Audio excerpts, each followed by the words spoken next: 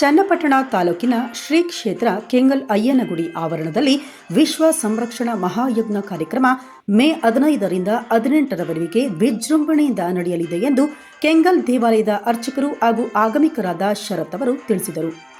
ಮದ್ದೂರು ತಾಲೂಕು ಭಾರತೀನಗರದಲ್ಲಿ ಸುದ್ದಿಗೋಷ್ಠಿ ನಡೆಸಿ ಶನಿವಾರ ಮಧ್ಯಾಹ್ನ 2 ಗಂಟೆಯಲ್ಲಿ ಮಾತನಾಡಿದ ಅವರು, ಮೇಲುಕೋಟೆ ಶ್ರೀ ಯತಿರಾಜ ಮಠದ ಯತಿರಾಜ ಜಿಆರ್ ಸ್ವಾಮಿಗಳ ನೇತೃತ್ವದಲ್ಲಿ ಹಾಗೂ ಆಚಾರ್ಯ ಪರಂಪರಾ ಸೇವಾ ಅಭಿವರ್ಧಿನಿ ಸಭಾ ಅಧ್ಯಕ್ಷರು ಹಾಗೂ ಮಾಗಡಿ ಶ್ರೀ ರಂಗನಾಥ ಸ್ವಾಮಿ ದೇವಸ್ಥಾನ ಸ್ಥಾನಾಚಾರ್ಯರಾದ ಶ್ರೀನಿವಾಸ್ ತಾತಾಚಾರ ಮಾರ್ಗದರ್ಶನದಲ್ಲಿ 4 ದಿನಗಳ ಕಾಲ ಅಂದರೆ ಮೇ 15ರಿಂದ 18ರವರೆಗೆ ವಿಶ್ವ ಸಂರಕ್ಷಣಾ ಮಹಾಯಜ್ಞ ಪೂಜಾ ಕಾರ್ಯಕ್ರಮ ನಡೆಯಲಿದೆ.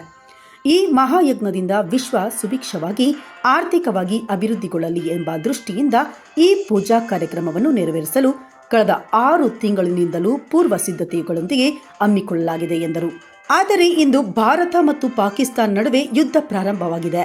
ಯತಿರಾಜ ಜಿಆರ್ ಅವರ ಸಂಕಲ್ಪ ಮಾಡಿಕೊಂಡ ಹಿನ್ನೆಲೆಯಲ್ಲಿ ವಿಶ್ವ ಸಂರಕ್ಷಣಾ ಮಹಾಯಜ್ಞ ಪೂಜಾ ಕಾರ್ಯಕ್ರಮವನ್ನು ಆಚಾರ್ಯ ಪರಂಪರಾ ಸೇವಾಭಿವರ್ಧಿನಿ ಸಭಾ ವತಿಯಿಂದ ಹಮ್ಮಿಕೊಂಡಿರುವುದು ಇಂದಿನ ಪರಿಸ್ಥಿತಿಗೂ ಈ ಪೂಜಾ ಕಾರ್ಯಕ್ರಮಕ್ಕೂ ನಮಗೆ ಅಚ್ಚರಿ ಮೂಡಿಸುತ್ತಿದೆ.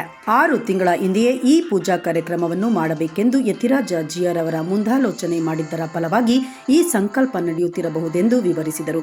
ಈ ವೇಳೆ ಅನಂತಮೂರ್ತಿ ಶ್ರೀ ಕ್ಷೇತ್ರ ಶ್ರೀ ಕೆಂಗಲಾಂಜನೇಯ ಸ್ವಾಮಿ ಸನ್ನಿಧಿಯಲ್ಲಿ ಅಯ್ಯನಗುಡಿಯಲ್ಲಿ ಮೇ 15ರಿಂದ 18ರವರೆಗೆ ಲೋಕ ಕಲ್ಯಾಣಾರ್ಥವಾಗಿ ನೆರವೇರಿಸಲು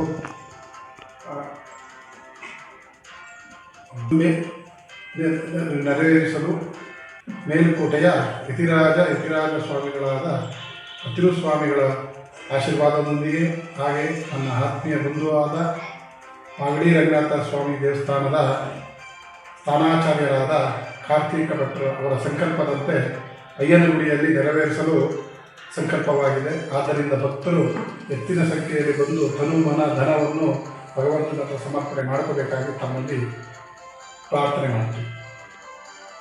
ಖಂಡಿತ ಇದೇನು ಅಂತಂದರೆ, ಇದು ಒಂದು 6 ತಿಂಗಳ ಹಿಂದೆ ನಮ್ಮ ಯತಿರಾಜ ಸ್ವಾಮಿಗಳು ಸಿಂಹೋಲ್ಲಂಘನ ಮಾಡಿ ಮಾಗಡಿ ದೇವಸ್ಥಾನಕ್ಕೆ ಪ್ರತಿ ವರ್ಷ ಅವರು ಸಿಂಹೋಲ್ಲಂಘನ ಮಾಡೋಕ್ಕೆ ಹೋಗ್ತಾರೆ. ಅಲ್ಲಿ ಮಾಡೋದ್ರಿಂದ ಅದನ್ನು ಮಾರನೇ ದಿನ ನೆಕ್ಸ್ಟು ಕೆಂಗಲ್ಗೆ ಬರ್ತಾರೆ. ಅವರು ಕೆಂಗಲ್ಗೆ ಬಂದಾಗ ನಮ್ಮ ಉದ್ದೇಶ ಇದ್ದಿದ್ದು ಇದನ್ನು ಮಾಗಡಿ ರಂಗನಾಥ ಸ್ವಾಮಿ ದೇವಸ್ಥಾನದಲ್ಲಿ ಮಾಡಬೇಕು ಅಂತ ನಾವು ಸಂಕಲ್ಪ ಮಾಡ್ಕೊಂಡಿದ್ವಿ. ಆದರೆ ಅಲ್ಲಿ ಬಂದು ಅವರು ಧ್ಯಾನ ಮಾಡಿ ಈ ಕ್ಷೇತ್ರದಲ್ಲಿ ಮಾಡಿ ಇಲ್ಲಿಂದ ಆಗಿದ್ದರೆ ಮುಂದೆ ತುಂಬ ಖಂಡಿತ ಒಳ್ಳೆಯದಿದೆ, ಇಲ್ಲಿ ಈ ಕ್ಷೇತ್ರದಲ್ಲೇ ಆಗಬೇಕು ಅಂತ ಅವರು ಸಂಕಲ್ಪ ಮಾಡಿದ್ರು.